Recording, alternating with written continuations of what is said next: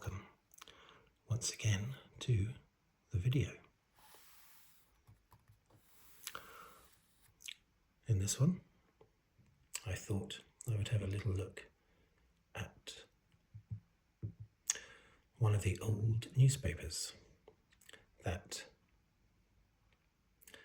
I guess I've inherited from my dad. Well, my dad is still alive, but I've taken these newspapers off him in order to do some videos.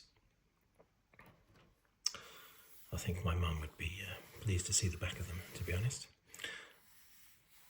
This one is the New Standard from Tuesday, July the 22nd, 1981. Price 12 pence. I was 10 years, was I? I was nearly 10 when this newspaper was released, nearly 10. And I picked this one specifically for this video because it had quite a catchy headline that I remember very well. That's, of course, England beating the Aussies, beating Australia in that famous test match in 1981, where Australia were heading, cricket, by the way, for anyone who doesn't know, Australia were heading for a victory. Where was it? At Headingley, Headingley is in York, isn't it? I think. And Australia were heading comfortably for victory, only for a stubborn Ian Botham to smack a load of runs, 150 runs or something, very, very quickly. He had to do it very, very quickly to get England to win the match. But then also it required Bob Willis, the England bowler, to then bowl out Australia very, very quickly. So not only did Botham had to make sure England scored quickly in this particular test match because they were so far behind, but they had to make sure that Willis bowled Australia out quickly. Otherwise, there wouldn't have been enough time left. Let's have a look. Let's read some of it. England brought off a fantastic, breathtaking victory by 18 runs in the third test at Headingley today. Bob Willis, drawing inspiration from Ian Botham's mutilating, undefeated 149, routed Australia with an amazing 8 for 43. He got 8 of the 10 wickets and only conceded 43 runs off his bowling. His best figures in 60 test matches, needing 130 to win for a 2-0 lead in the battle for the Ashes. The Aussies were smashed down for 111, just 70 minutes after lunch on the 5th day. So they got 111, that was their total innings.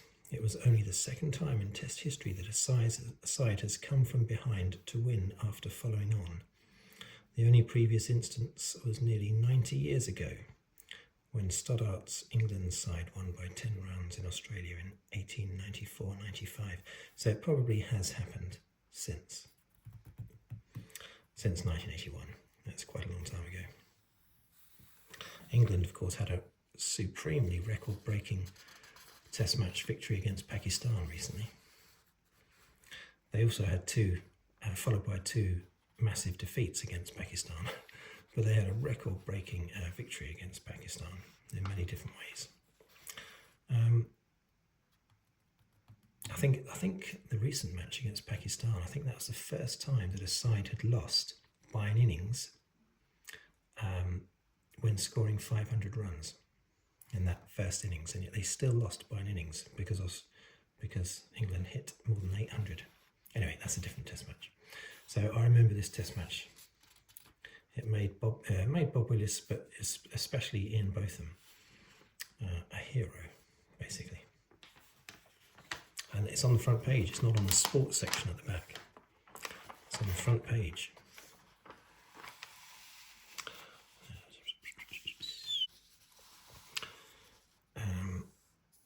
What have we got down here?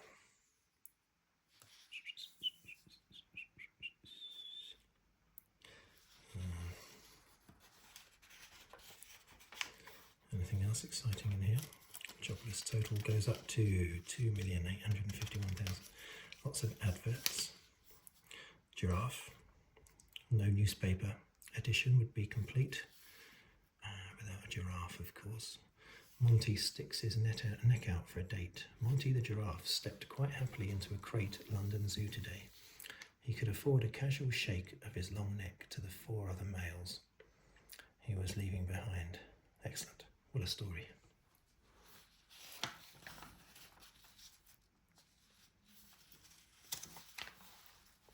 Can't see all the newspaper, can you, in this shot?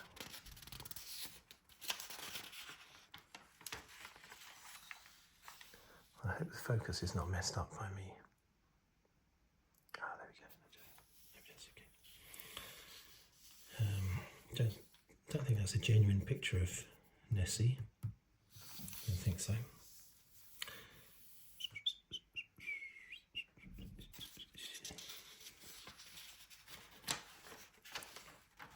I mentioned Margaret Thatcher there.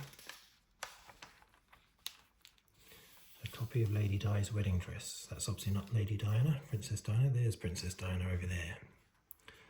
Lady Diana. She was began a long-standing appointment today at Madame Tussauds. The future queen was installed in the great hall facing the rest of the royal family. Yeah, they were not. Were they married at this point? No, I think they got married in. Yeah, look, from July the 30th, so that's 9 days away. The waxwork will wear an exact replica of Lady Diana's.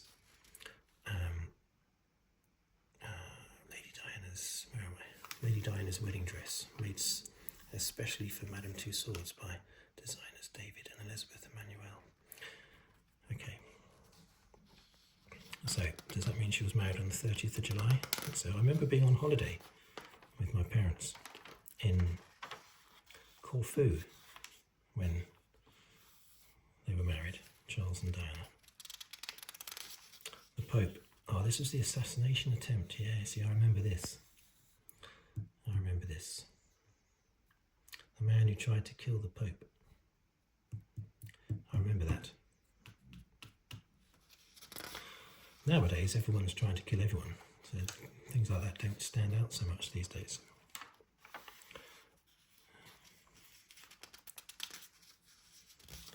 Well, nothing changes. 510 million profit, but gas will cost more. British Gas made a record £510 million pre-tax profit in the past financial year. Blah, blah, blah. They're still saying gas prices are to go up again by 10% in October and then a further 15% in April. God, nothing changes. Nothing changes.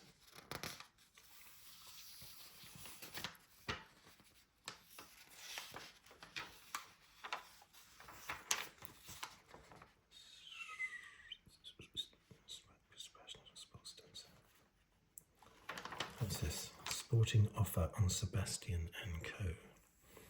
That's obviously a play on words, talking about Sebastian Coe, the Olympic champion, British Olympic champion. He, of course, is in the running to be the new Olympic IOC chairman, or whatever they're called. The boss of the Olympics, basically.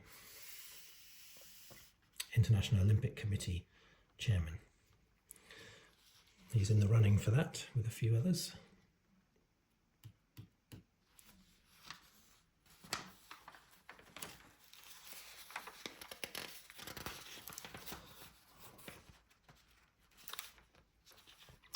Ads. West End Cinemas tells you what's on. Time Bandits. It's a good film. Time Bandits. Clash of the Titans. Showing Edgware Road, 3:15, 5:50 and 8:30. Excalibur. Yeah, I know that film. War of the Worlds. Oh, it's an old one though, isn't it? From the 50s. So the big films at the time were Time Bandits, Clash of the Titans, Picnic at Hanging Rock. That's a weird film. It's a great film though, I love it. But it's a strange film, Australian film. But it's really quite something, I like it. Yeah, Clash of the Titans. interesting watching these films. Clash of the Titans. I remember seeing that. I didn't see it in the cinema. Didn't see any of those films in the cinema. What films did I see in 1981 in the cinema? I saw The Dark Crystal in 1982, Return of the Jedi in 1983. Did I see Raiders of the Lost Ark? That was... Raiders of the Lost Ark was 81, wasn't it? I don't remember seeing it in the cinema.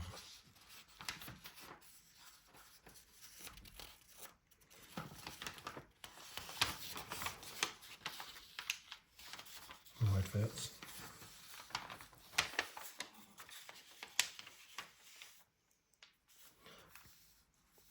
Wurzel Gummidge, John Pertwee, also known as the Third Doctor.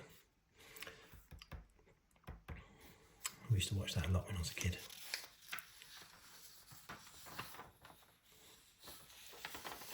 Now this is not the Radio Times, but it still covers what's on TV, because the Radio Times covers a whole week.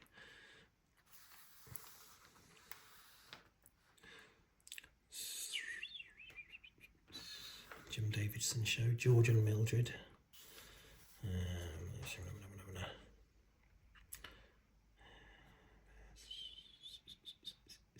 Can't see anything particularly exciting.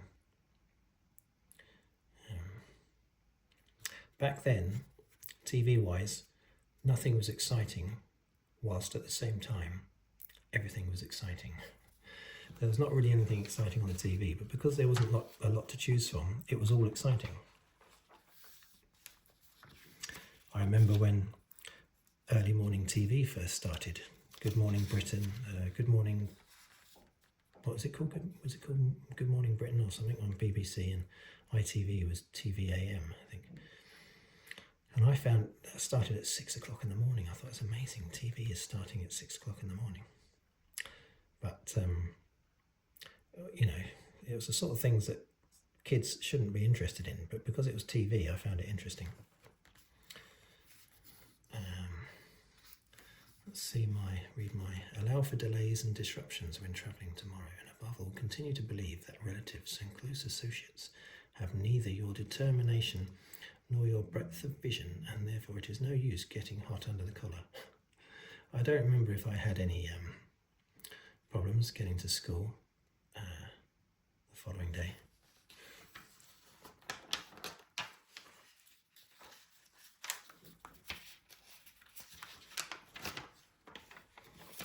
Lots and lots of actually my older brother has said that he wants this newspaper and a few others as well, because he hasn't read them yet.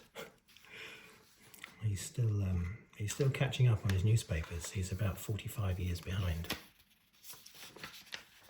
I've pointed out to him that he probably knows all of the main events that took place in them now.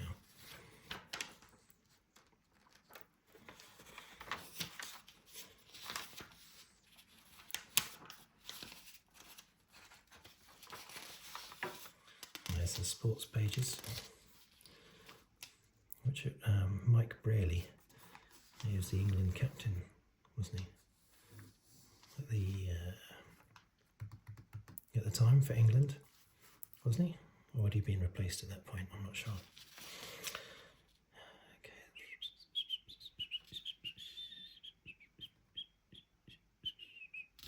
Okay.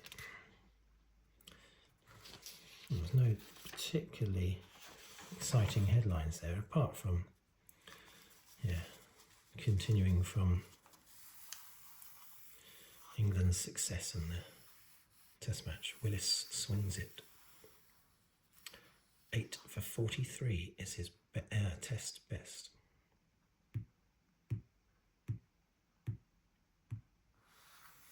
Very good. Anyway, oh look, someone's attempted the crossword down here. I haven't finished it though. I assume that was my dad. Might have been my mum.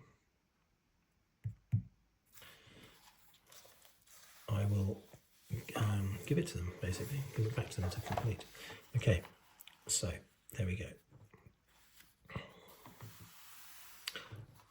I'll do quite a few of these newspapers, I think. So, thank you for watching. Thank you for listening. If you'd like to subscribe, please do so. comment on the video, or like the video, or even leave a tip below the video on the thanks button.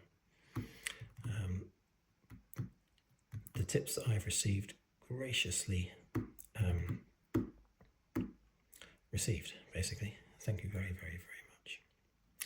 So, until next time, thank you for watching, thank you for listening. And until then, goodbye for now.